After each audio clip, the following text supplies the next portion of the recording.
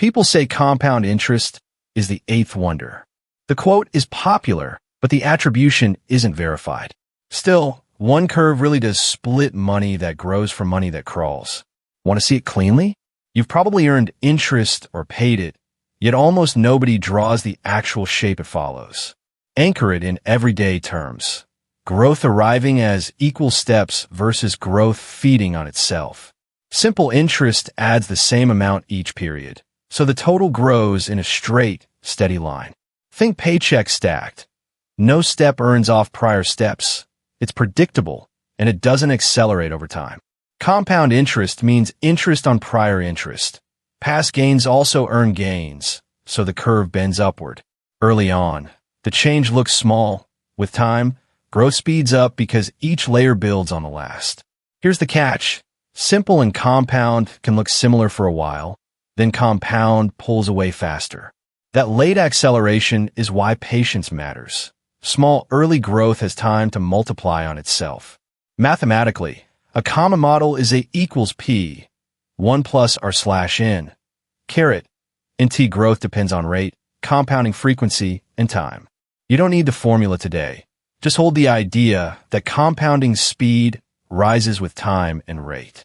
At the same yearly rate, compounding more often makes growth slightly faster over time.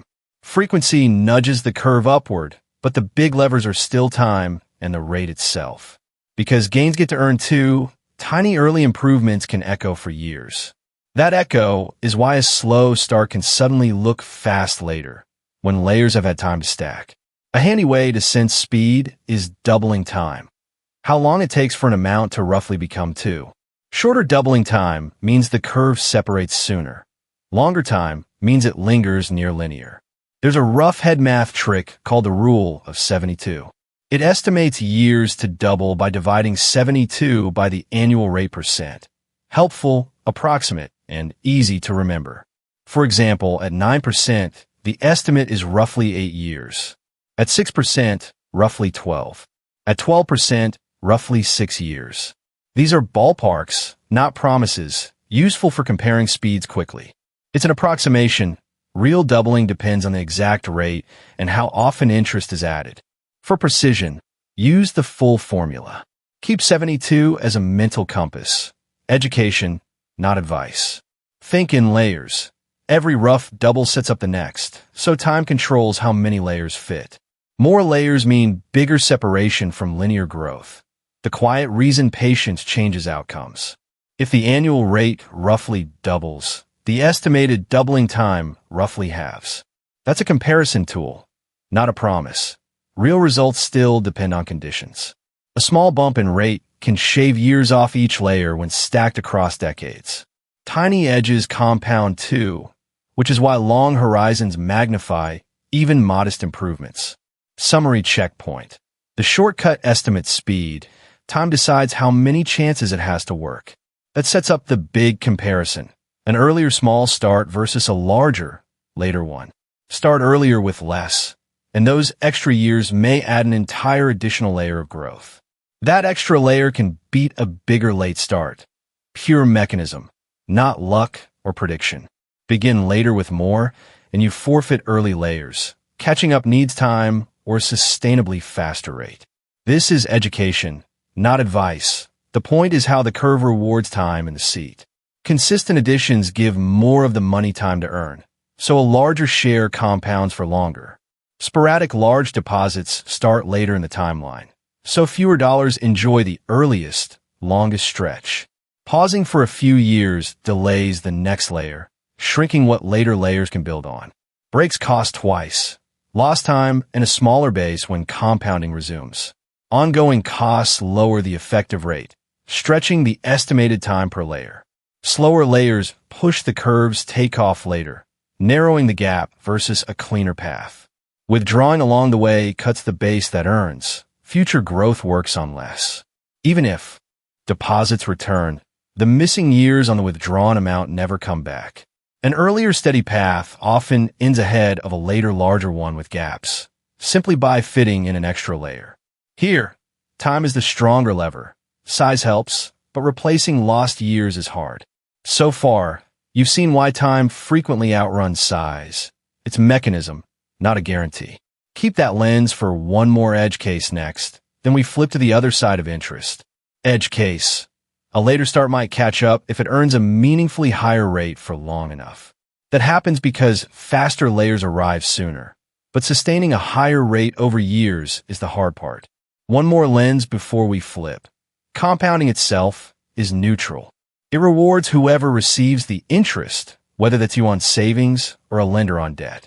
On many credit cards, interest is calculated daily using a daily periodic rate, roughly APR divided by 365.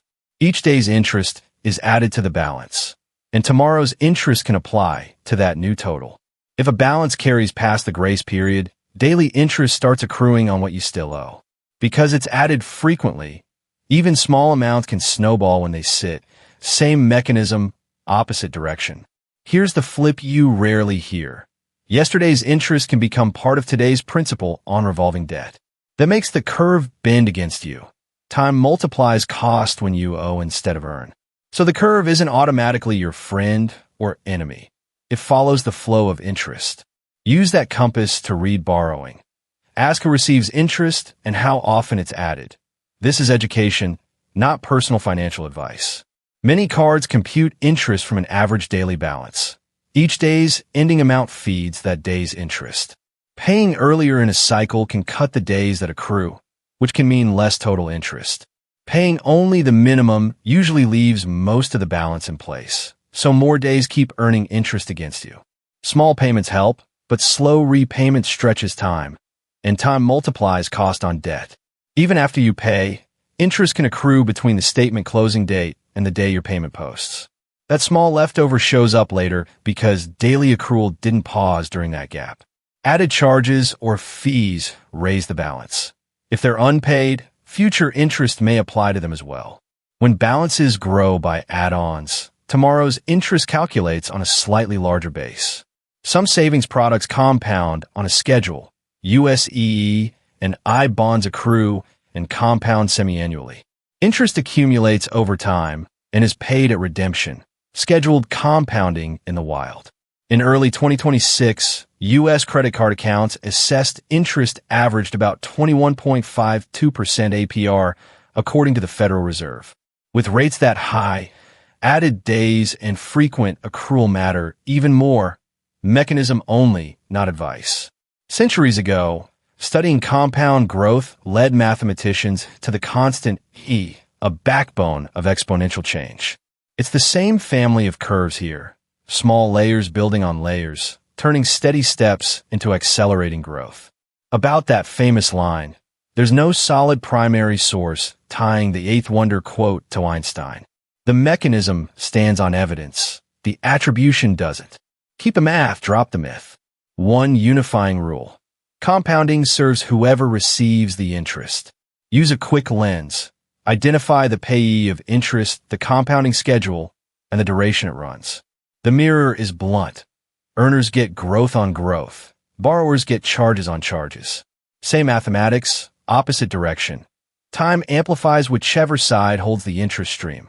That rough doubling time intuition can warn about balances too when interest accrues frequently.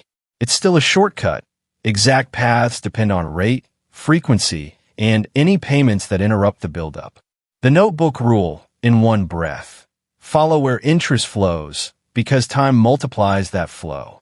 This is education, not advice. You now have a clear map of the curve. Do a fast check. Who receives the interest? How often it's added? And how long it runs. Those three answers forecast whether time will multiply your growth or your costs. Compounding isn't kind or cruel. It's an engine that runs in whatever direction interest points. Aim it toward you, and time can help. Aim it away, and time can hurt. The same curve that flatters an investor can trap a borrower, because it multiplies payments to the recipient. It isn't on your side by default. It follows the interest stream, not the person. Pocket this. Track who gets the interest. Time magnifies their line. Education, not financial advice. If this clarified the curve, share it or leave a question for someone else to ponder.